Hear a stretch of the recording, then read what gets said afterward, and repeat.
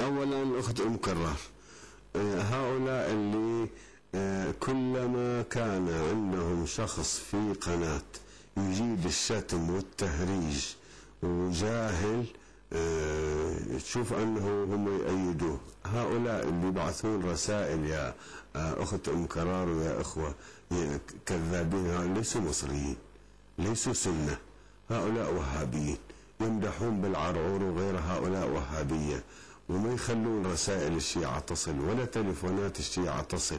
مرة قالوا فتحنا التليفون وجاءهم عدة اتصالات، مرة يفتحوا التليفون لدقائق فقط.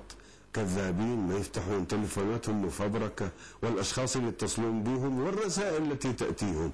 وكلما كان شيخهم ومذيعهم أكثر جهلا وافتراء وكذبا واتهاما وشراسة، كل ما مدحوه أكثر.